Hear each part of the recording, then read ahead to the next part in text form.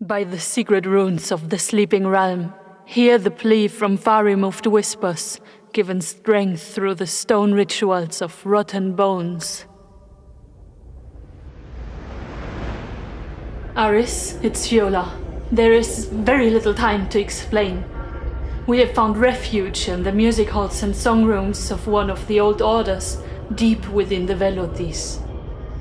Send word to any that you have sent north, as the old burrows and silent tombs seem to regain their voice. No one is to enter them, as their guardians are waking.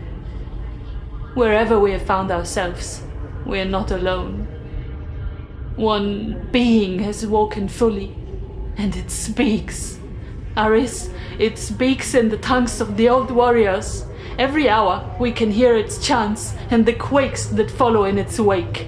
Every waking moment it seeks to blow us out of the hole we have barricaded ourselves in. And it is only a matter of time until the doors give way to this creature's servants. Elendril's strength is waning, and his old wounds are reopening. We will survive, even if we have to take this creature head on. We'll think of something.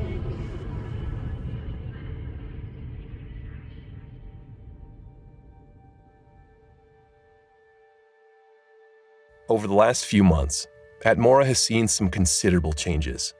Spring has come and gone, and now winter is approaching. We have been hard at work overhauling our files and folders, documents, spreadsheets, and are preparing for a large push for new assets. The writing department has been chugging away at world building, redrafting and rewriting old lore. Since last summer, we have taken it upon ourselves to make sense of that which made little sense, and to recompile the lore that has mainly been written between 2017 and 2021. That is not to say that we scrapped everything and began anew. In the past, multiple and very different topics were documented on one singular file. Things were brainstormed freely without the need for formatting, and often enough, it was not apparent which information is still up to date and what was scrapped years ago. While writing lore documents that explain the world of Atmora might be incredibly helpful for curious artists, writing has unfortunately slowed down a bit, as many of the writers are currently aiding other projects. While writing works to explore and explain the mysteries that artists will be using, we have seen great progress in the concept art department. Thanks to some incredibly dedicated and skillful artists, we've been able to make a dent into the enormous megastructure that is Yukufik, and a lot of work has been done to make Fodalgrim a place to truly fear. These two areas are our current priorities, as the active artists are the most interested in them. Yukufik, also known as the Star of the South, is a large ruin that rivals the imperial city of Cyrodiil in size.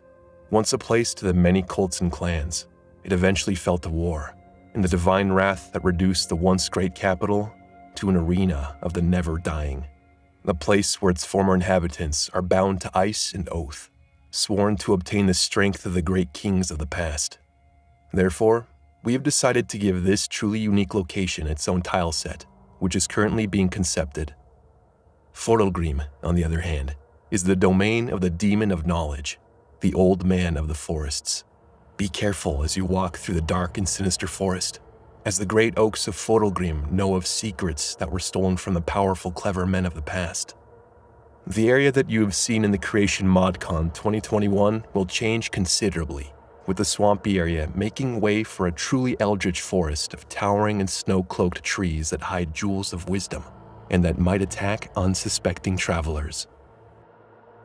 While the concept art department is busy creating new designs for landscape and architecture, the 3D department has been busy creating new armors and weapons.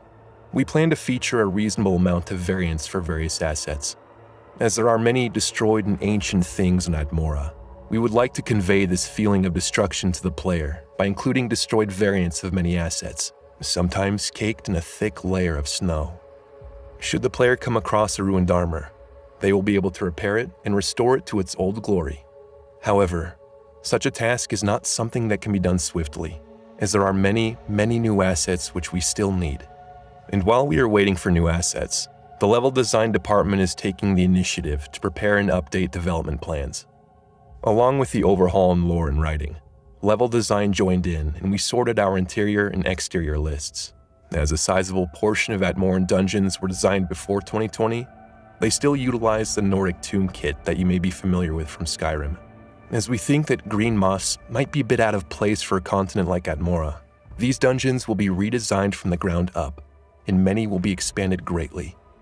As it stands, Atmora plans to include fewer dungeons, but plenty of them will rival the size of Labyrinthian. Other than the great tombs and temples, you will be able to journey through the ruined forts, but also make your way through narrow and dangerous caves that are planned to seemingly appear and disappear at will, or after a furious blizzard has blocked the entrance. But should you remember where a gaping maw leads into the shivering glacier, you may use it as a shelter or a shortcut for future expeditions onto the mainland. A similar treatment has been given to the exterior design, as claims are currently being prepared. We hope that you have enjoyed a peek behind the curtains. The Atmora team is currently accepting applications for the writing, concept art, and 3D departments. If you are interested in helping us complete the Frozen Wastes, don't hesitate to apply. Should you feel like you don't have the skills necessary, don't worry. Consider joining the Arcane University, a place where you can learn and hone game development skills, taught to you by fellow modders. Head to beyondskyrim.org/join for more information. Thank you for watching, and we hope that you will continue to enjoy the 2023 Advent Calendar.